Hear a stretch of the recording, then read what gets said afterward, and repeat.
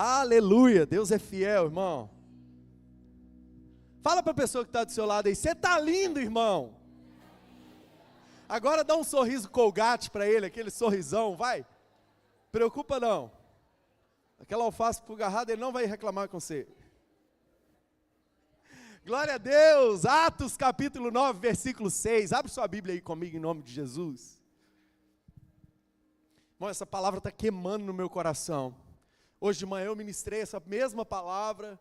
Quem estava aqui de manhã? Meu Deus. Tem uns irmãos mais crentes do que os outros, mais doidos do que os outros aí, ó. Não aguenta ficar assim. Nós somos crente igrejeiro, irmão. Lagoinha a gente fala muito isso. Nós somos crente igrejeiro. Tem culto, nós estamos lá. Tem festa, nós estamos lá. Tem farra, nós estamos juntos também. Porque nós somos crente igrejeiro. É igual brasa. Tem que ficar junto ali, ó. E Deus está movendo esse lugar, irmão. Amém? Mas lá em Atos capítulo 9, versículo 6, a palavra de Deus vai dizer para mim e para você assim, ó. Levante-se, entre na cidade. Alguém dirá o que você deve fazer. Vamos ler isso junto? É bem pequenininho. E eu queria fazer igual um coral. Você sabia que no céu vai ter um coral cantando para Deus? Você sabia que no céu vai ter um coral cantando para Deus? Vamos praticar isso aqui para a gente chegar lá e fazer bem bonito? Amém? Vamos lá, no 3. 3. Levante-se.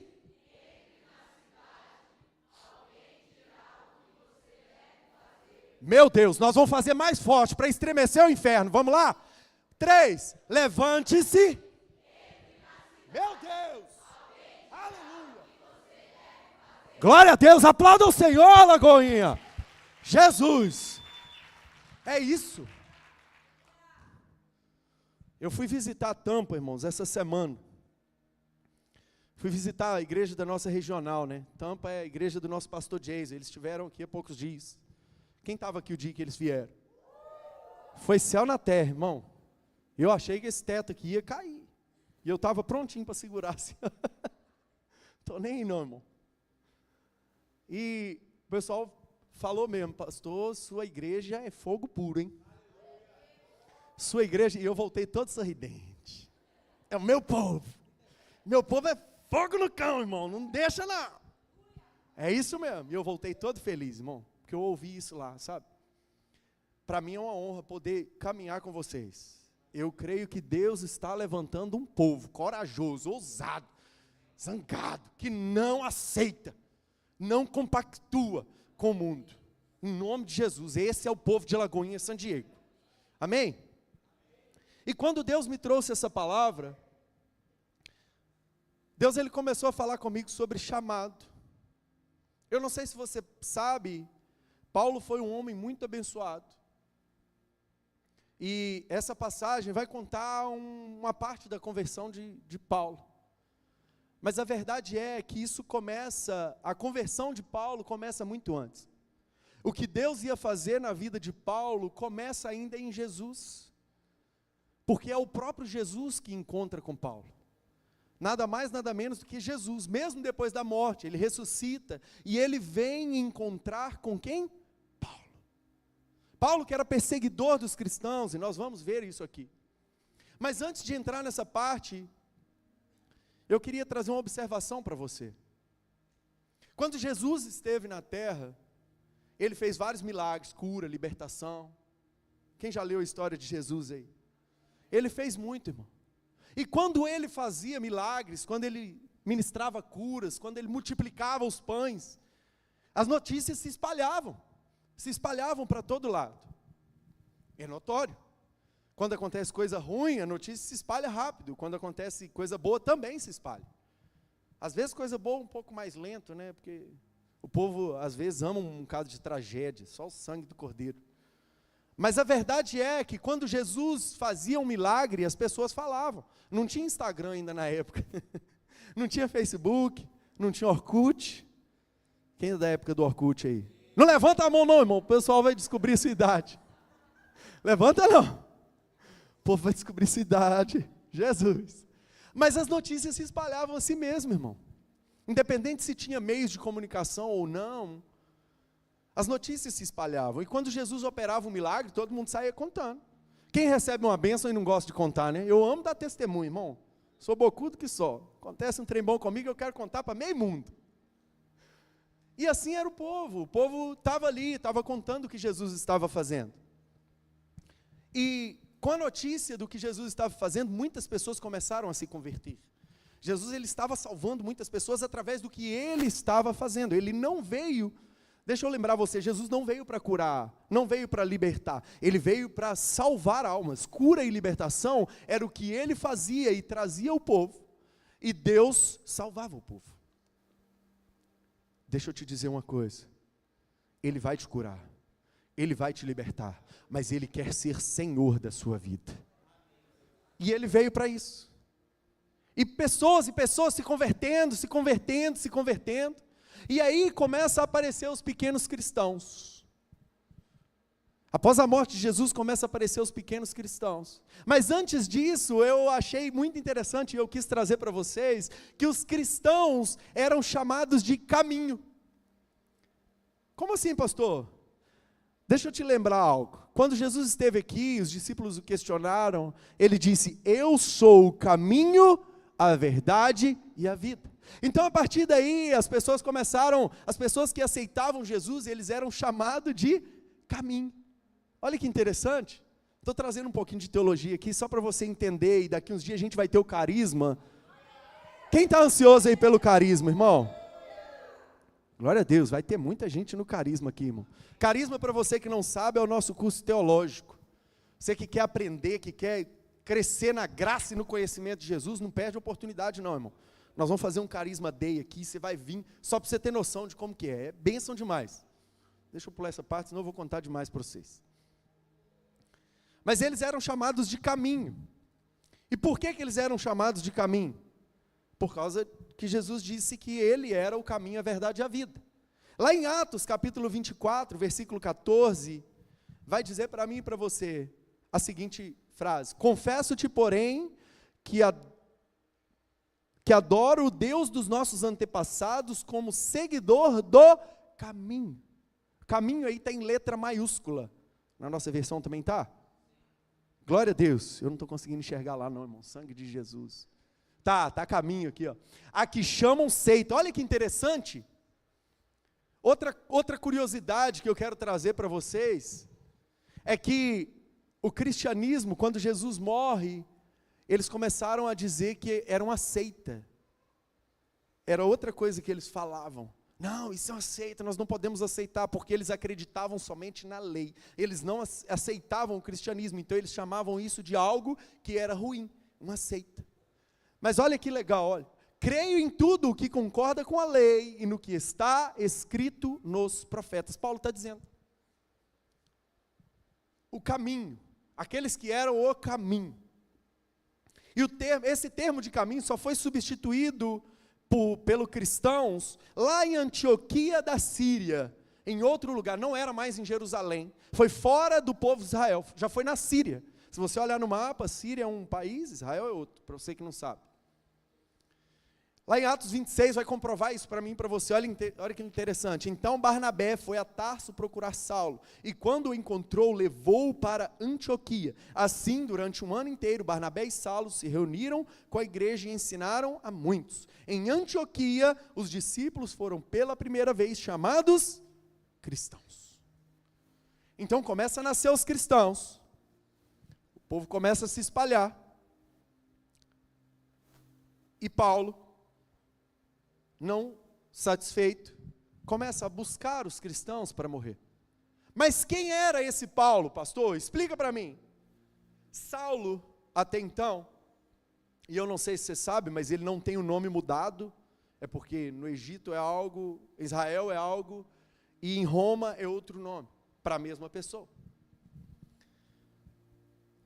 Saulo era o maior perseguidor dos cristãos, aquele que não aceitava de jeito nenhum o cristianismo. Por que, pastor, que ele não aceitava? Como assim? Era algo bom, estava curando as pessoas, estava libertando as pessoas, tirando as pessoas do lamaçal ali, da desgraça da vida deles, e Paulo não concordava. Por quê? Porque Jesus veio para graça, para nos dar vida. E ele veio para dizer que a lei não era mais a lei, ele estava mudando todas aquelas coisas. Agora nós não precisávamos mais cumprir a lei, nós precisávamos entender que a graça de Deus é que nos levaria ao céu, e não o cumprimento da lei, não o cumprimento da Torá. Amém, glória a Deus pela lei. Jesus mesmo disse que agora nós podemos cumprir a lei pela graça de Deus que foi derramada sobre o povo. Esse é o meu Jesus. Jesus, ele não veio para anular a lei, mas senão nos dar condição de cumpri-la. Por quê? Por remissão dos nossos pecados. Paulo era o homem que perseguia os judeus, que matava os cristãos, que não aceitava, ele era um judeu que matava os cristãos, cidadão também romano, que matava os cristãos, e não aceitava de forma alguma. Por quê? Porque você não pode pecar, meu filho, você não pode transgredir a lei. É isso que Paulo estava dizendo. Eu quase começo a aceitar Paulo como um homem bom, o Saulo do passado como um homem bom, porque ele estava fazendo a lei se cumprir, pastor. Você está aqui comigo? Você está entendendo o que eu estou dizendo? Ele estava simplesmente querendo fazer a lei se cumprir, só que a forma que ele queria fazer a lei se cumprir não estava certo, irmão. Ele estava matando pessoas. Por quê? Porque era mais importante cumprir a lei do que adorar ao Deus que deu aquela lei. O povo Saulo estava em caminho errado. Saulo não estava fazendo da forma certa. Ele era fariseu e estudioso da lei. Paulo foi um homem que teve a oportunidade de estudar com o maior juiz, o maior ensinador da época, que foi Gamaliel. Muitas pessoas, e quem é crente mais velho aí, sabe que é muito legal falar assim: não, meu filho, eu estudei, foi às pés de Gamaliel. Gamaliel quer dizer um homem muito inteligente, uma pessoa que sabe muito da palavra. E glória a Deus por isso. Saulo teve essa oportunidade, mas eu não quero ficar aqui por muito tempo. E a última coisa que eu quero te dizer sobre Saulo, é que ele também foi um homem que aprovou a morte de Estevão. Eu não sei se você sabe, Estevão estava fazendo adorando ao Senhor e ganhando pessoas ao cristianismo, e Paulo manda matar, foi um dos que manda matar Estevão.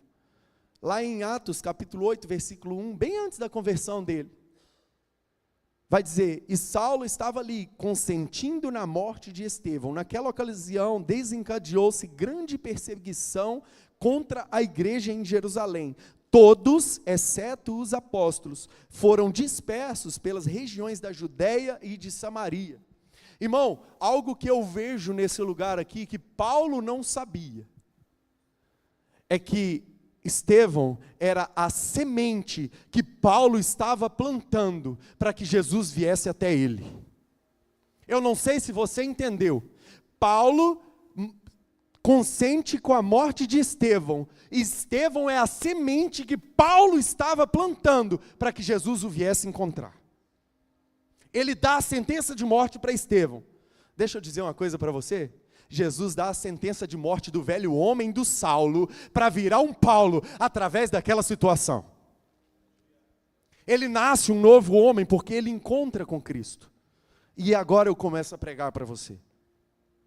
Nós acabamos de ler em Atos 9, versículo 6. Levante-se, entre na cidade, alguém lhe dirá o que você deve fazer. A primeira coisa que eu leio, irmão, é um verbo de afirmação, impositivo.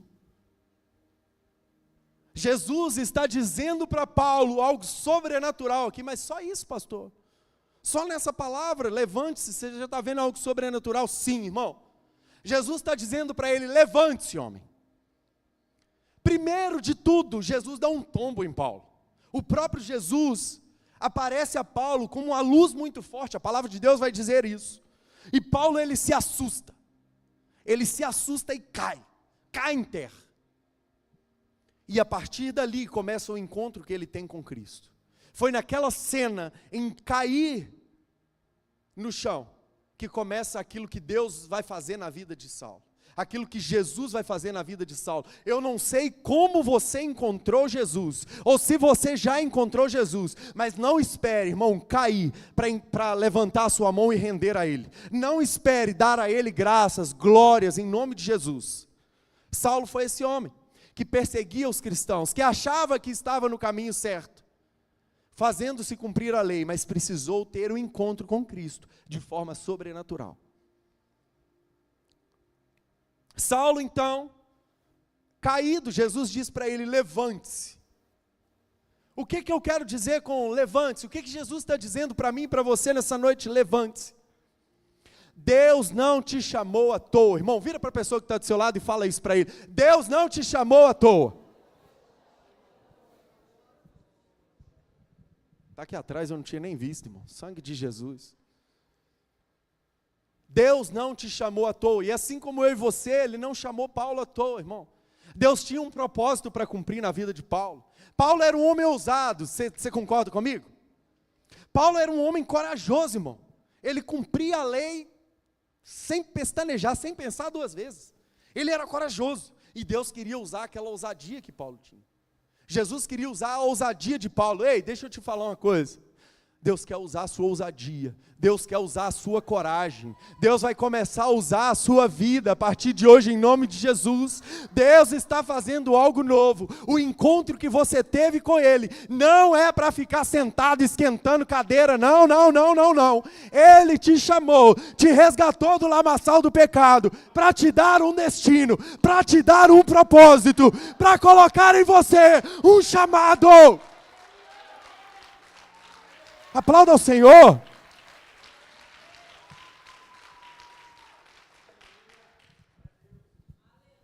E a primeira coisa que eu vejo é que Jesus manda Paulo se posicionar. Levante-se. Eu imagino Jesus, irmão, naquela situação, virando para Paulo e falando com ele: você não é o corajoso? Levanta daí agora. Eu imagino Jesus, irmão, encontrando com um homem ousado, colocando ele com a boca no pó, e dizendo para ele: levanta, você não é o cabra macho, você não é o poderoso, é eu mesmo vim falar contigo. A primeira coisa que Jesus manda Paulo fazer é se posicionar. E eu quero trazer essa palavra para você nessa noite. Está na hora de você se posicionar como igreja do Senhor. Deus não te chamou à toa. Esquentar banco não é para você, irmão. Deus te deu um ide por todo mundo e pregai o evangelho a toda criatura. Não é a um ou a outro. Eu dei o exemplo aqui nessa manhã de um irmão. Agora ele não está aqui, eu posso até falar o nome dele se eu quiser. Mas não vou falar não, vou deixar vocês curiosos. Nós, poucos dias aqui, a gente estava caminhando aqui ainda pela cidade, nem conhecia muita coisa, nós entramos no supermercado, irmão, com pouco sai esse irmão com um árabe, mano, pregando para um árabe, mano. Eu falei: Jesus, o que esse irmão está fazendo, meu Deus? E o cara: não, eu sou assim, eu sou de tal religião. E ele: não, você precisa conhecer Jesus, você precisa conhecer Jesus, você precisa conhecer Jesus. E Jesus, eu falei: gente, aquilo mexeu comigo, irmão, mexeu comigo. Porque, de coração, até aquele momento, eu nunca ia ter coragem de pregar para um árabe. Eu nunca ia ter coragem de chegar numa pessoa de uma religião tão forte, tão arraigada, e falar para ele. Esse irmão me impactou. Eu não esqueço disso nunca, eu não vou esquecer de jeito nenhum. Porque, às vezes a gente pensa assim: não, eu preciso fazer aquilo que Deus manda, mas para mim o que Deus manda é só pregar na igreja. É só lá assim, falar para os irmãos que estão na igreja, entregar uma palavra para o irmão da igreja, Deus vai te abençoar, irmão, essa semana você vai receber um presente. É maravilhoso, irmão, pregar na casa do Senhor é bom demais. Agora, vai para o terreno do inimigo, vamos lá para o mundo, vamos lá para fora, Ei, deixa eu te dizer uma coisa, Deus te deu um chamado, e esse chamado é para as nações, esse chamado é para essa cidade, esse chamado é para esse estado. Nós estamos vivendo em um tempo onde Deus está levantando homens e mulheres ousados a levar a palavra, a apregoar o dia do Senhor, a apregoar a salvação. Você foi chamado a trazer o reino de Deus para a terra e celebrar a vitória da cruz.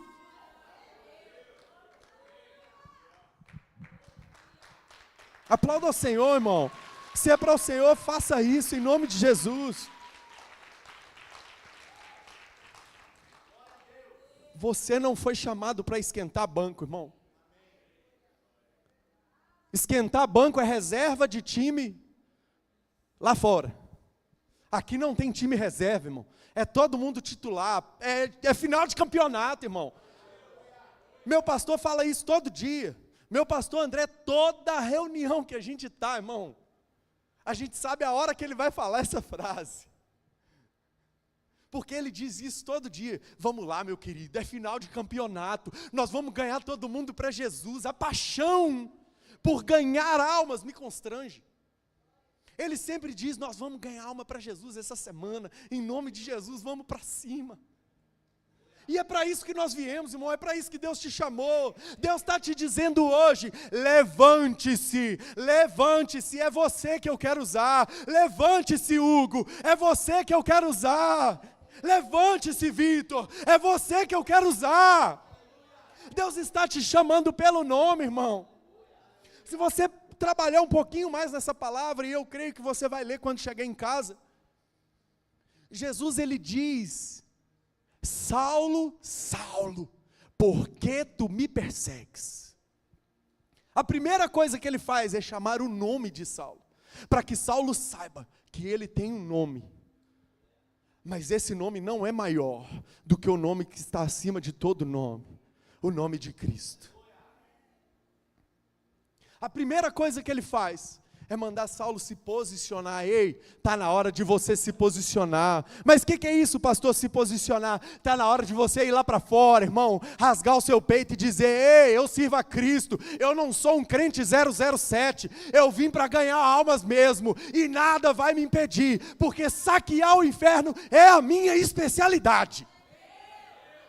Você vai sair daqui hoje desse jeito, irmão, em nome de Jesus. Mas a segunda coisa que eu vejo nesse versículo é que Jesus diz para Saulo, entra na cidade. Ele tinha acabado de mandar Saulo se levantar. Levanta, meu filho, levanta, chão não é seu lugar não. Você não é ousado? Vem cá que eu quero falar com você. Primeira coisa que você vai fazer é ir para a cidade. Mas o que ele está dizendo, pastor, com ir para a cidade? É dar o primeiro passo, irmão. Fala para a pessoa que está do seu lado, dá o passo, irmão. Fala mais forte, dá o passo, irmão. Ah, pastor, eu me posicionei, eu já estou aqui, o que Deus falar eu vou fazer. Glória a Deus. Deus vai falar, irmão. Eu creio que Deus vai falar. Mas até que Deus fale, irmão, começa a agir, vai em nome de Jesus. Começa a pregoar aquilo que Deus colocou no seu coração. A hora que você sair por essa cidade aqui, irmão, libera a palavra de cura, libera a libertação sobre este lugar. A Bíblia diz que a palavra que sai da minha boca e da sua boca tem poder. Há poder na palavra de um cristão. Está na hora de você sair por essa cidade, dizendo, Deus, salva San Diego. Deus, San Diego é do Senhor Jesus. Está na hora de você fazer isso, meu querido. Ah, pastor, eu tenho vergonha. Para com isso, irmão. Vergonha de quê? Vergonha eu devia de ter, da época que eu vivia atolado no pecado, indo para festinha, indo para balada, fazendo loucura aí para o mundo. Está na hora de eu me posicionar.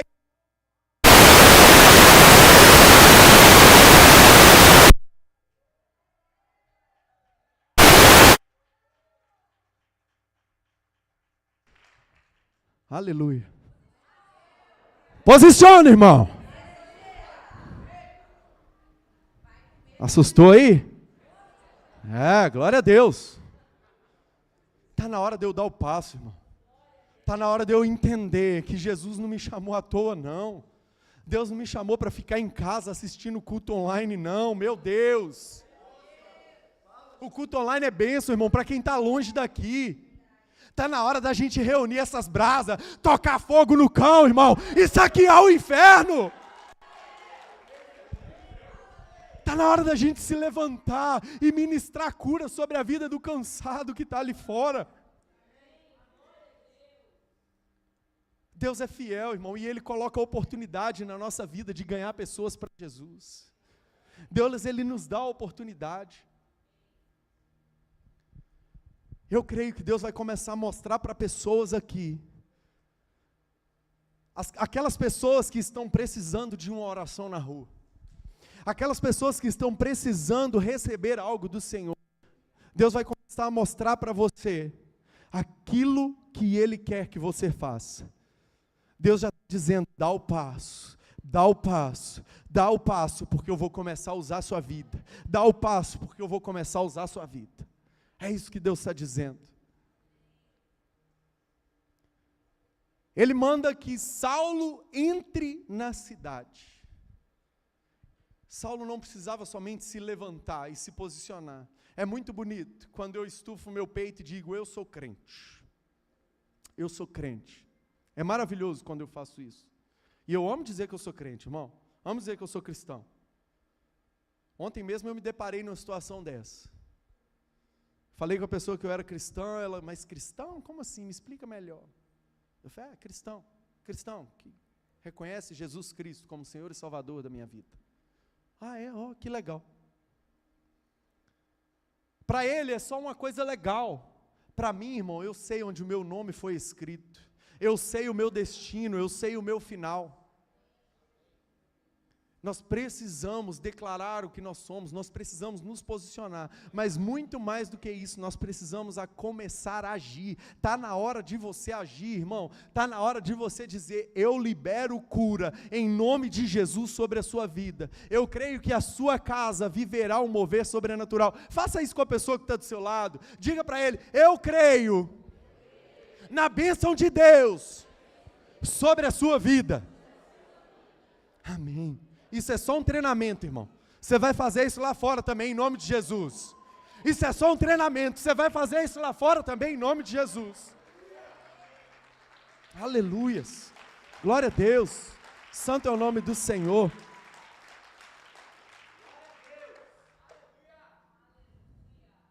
E eu começo a terminar. Esse relógio está contra mim. Não estou gostando dele, não. Fica de pé no seu lugar. Em nome de Jesus.